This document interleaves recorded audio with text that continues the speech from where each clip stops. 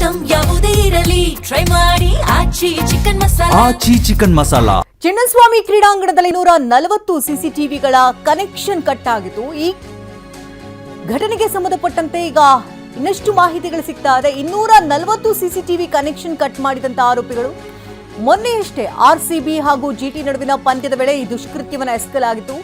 ಪಂದ್ಯದ ದಿನವೇ 240 CCTV footage feed ಬಂದಾಗಿತ್ತು. ಇದೇ ವೇಳೆ ದಿಕ್ಕೇ ತೋಚದಂತಾಗಿದ್ರು ಪೊಲೀಸರು. ಸ್ಟೇಡಿಯಂ ಸುತ್ತಮುತ್ತ ಹಾಗೆ ಎಂಟ್ರೆನ್ಸ್ ಪ್ರವೇಶ ದ್ವಾರದಲ್ಲಿ ಹಾಕಿದಂತ ಸಿಸಿಟಿವಿಗಳಿದು. ಈ ಸಿಸಿಟಿವಿ ಸಂಪರ್ಕವನ್ನ ಕತ್ತರಿಸಿದ್ರು ಮಂಜುನಾಥ್ ಹಾಗೆ ಅಬ್ದುಲ್ ಕಲಾಂ. ಯಾರು ಈ ಇಬ್ರು ಅನ್ನೋದ್ರ ಬಗ್ಗೆ ಈಗ ಪೊಲೀಸರು ತನಿಖೆಯನ್ನ ನಡೆಸ್ತಾ ಇದ್ದಂತೆ ಸತ್ಯಾಂಶಗಳೀಗ ಹೊರಬರ್ತಾ ಇದೆ. ಆರೋಪಿಗಳ ವಿಚಾರಣೆಯ ಸಂದರ್ಭದಲ್ಲಿ ಸ್ಫೋಟಕ ಸತ್ಯಗಳು ಕೂಡ ಸಿಗ್ತಾ ಇದೆ. ಒಂದಲ್ಲ ಎರಡಲ್ಲ ಬರೋಬ್ಬರಿ 240 ಸಿಸಿಟಿವಿ ಕನೆಕ್ಷನ್ ಅನ್ನ ಕಟ್ ಮಾಡಿದ್ರು. ಎಂಟ್ರೆನ್ಸ್ ಆಗಿರ್ಬೋದು, ಸುತ್ತಮುತ್ತಲಿನ ಯಾವುದೇ ವಿಜುವಲ್ಸ್ಗಳು ಕೂಡ ಪೊಲೀಸರಿಗೆ ಸಿಕ್ಕಿರಲಿಲ್ಲ. ಏನಾಗ್ತಾ ಇದೆ ಘಟನೆಯಲ್ಲಿ ಸ್ವಲ್ಪ ಹೆಚ್ಚು ಕಡಿಮೆ ಆಗಿದ್ರು ಯಾವ ಫುಟೇಜ್ ಕೂಡ ಸಿಗದಂತ ಸಿಚುವೇಶನ್ ಆಗಿರ್ತಿತ್ತು. ಇದೀಗ ಆ ಇಬ್ಬರು ಆರೋಪಿಗಳನ್ನ ಪೊಲೀಸರು ವಶಕ್ಕೆ ಪಡ್ಕೊಂಡಿದ್ದಾರೆ. ಮಂಜುನಾಥ್ ಹಾಗೆ ಅಬ್ದುಲ್ ಕಲಾಂ ಇಬ್ಬರನ್ನ ವಿಚಾರಣೆಗೆ ಒಳಪಡಿಸ್ತಾ ಇದ್ದಂತೆ ಸ್ಫೋಟಕ ಸತ್ಯ ಬಯಲಾಗ್ತಾ ಇದೆ. ಸಿಸಿಟಿವಿ ಕಂಪನಿ ಸಂಬಳ ನೀಡದಕ್ಕೆ ಖತರ್ನಾಕ್ ಸ್ಕೆಚ್ ಅನ್ನ ಹಾಕಿದ್ರು ಮಂಜುನಾಥ್ ಹಾಗೆ ಅಬ್ದುಲ್ ಕಲಾಂ. ಸಿಸಿಟಿವಿ ಕನೆಕ್ಷನ್ ಅನ್ನೇ ಕತ್ತರಿಸಿದ್ರು ಈ ಇಬ್ಬರು ಕಿಲಾಡಿಗಳು.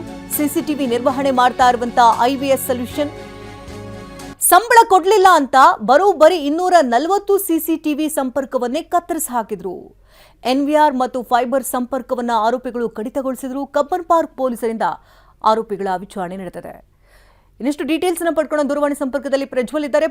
ಪ್ರಜ್ವಲ್, ಪೊಲೀಸರ ತನಿಖೆಯಲ್ಲಿ ಯಾವ್ಯಾವ ವಿಚಾರಗಳು ಹೊರಬಂದಿದೆ ಅಂತ?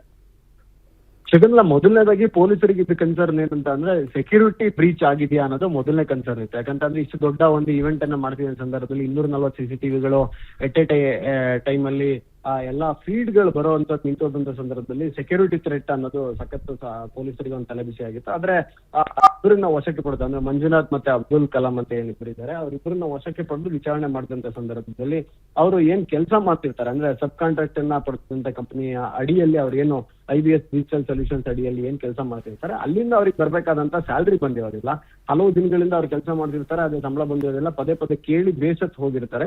ಇವರಿಗೆ ನಮ್ ಕೈಲಿ ಕೆಲಸ ಮಾತ್ರ ಮಾಡಿಸ್ಕೊಂತಾರೆ, ಆದ್ರೆ ನಮ್ಗೆ ಸರಿಯಾದ ರೀತಿಯಲ್ಲಿ ಸಂಬಳ ಕೊಡಲ್ಲ, ಸರಿಯಾದ ಪಾಠ ಕಲಿಸ್ಬೇಕಂತ ಹೇಳಿ ಸೀದಾ ಹೋಗಿ ಅವ್ರ ಹತ್ರ ಇದ್ದಂತ ಒಂದು ಕಾರ್ಡ್ ನ ಬಳಕೆ ಮಾಡ್ಕೊಂಡು ಸರ್ವರ್ ರೂಮ್ಗೆ ಹೋಗಿ ಅಲ್ಲಿಯೂ ಕಟ್ ಮಾಡ್ತಾರೆ. ಮತ್ತೆ ಈ CCTVಗಳು ಇದ್ದಂತ ಪ್ರಮುಖ ಏರಿಯಾಗಳಲ್ಲಿ ಇದ್ದಂತ ಕೇಬಲ್ ಗಳನ್ನು ಸಹಿತ ಕಟ್ ಮಾಡಿರ್ತಾರೆ. ಫೈಬರ್ ನೆಟ್ ಆಗ್ಬೋದು, ಮತ್ತೆ ಅದಕ್ಕೆ ನೀಡಿದಂತ CCTV ಕೇಬಲ್ ಗಳಾಗ್ಬೋದು, ಅವನ್ನ ಕಟ್ ಮಾಡ್ತಾರೆ. ಅದಾದ್ಮೇಲೆ ಪೊಲೀಸರು ಪರಿಶೀಲನೆ ಮಾಡಿ ಮತ್ತೆ ಬೇರೆ ಟೆಕ್ನಿಷಿಯನ್ಸ್ ಗಳ ಮೂಲಕವಾಗಿ ಅದನ್ನ ಕನೆಕ್ಷನ್ ಅನ್ನ ರೀಸ್ಟೋರ್ ಮಾಡುವಂತದ್ದಾಗಿದೆ. ಮತ್ತೆ ಇವರನ್ನ ಸಂಪೂರ್ಣ ಕೂಲಂಕುಷವಾಗಿ ತನಿಖೆ ಮಾಡಿದಾಗ ಬೇರೆ ಯಾವುದೇ ರೀತಿಯಾದಂತ ಸೆಕ್ಯೂರಿಟಿ ಬ್ರೀಚ್ ಮಾಡುವ ಉದ್ದೇಶಗಳು ಇರಲಿಲ್ಲ ಅಥವಾ ಬೇರೆ ಯಾವುದೇ ಕೃತ್ಯದ ಉದ್ದೇಶಗಳು ಇರಲಿಲ್ಲ. ಕೇವಲ ಸಂಬಳ ಕೊಟ್ಟಿಲ್ಲ ಅನ್ನೋ ಕಾರಣಕ್ಕೆ ಈ ಕೆಲಸಗಾರರು ಮಾಡಿರುವಂತ ಕೃತ್ಯ ಇದು ಅನ್ನೋದು ಸದ್ಯಕ್ಕೆ ಗೊತ್ತಾಗಿದೆ. ಧನ್ಯವಾದ ಪ್ರಜ್ವಲ್, ತಮ್ಮೆಲ್ಲ ಡೀಟೇಲ್ಸ್ಗಾಗಿ.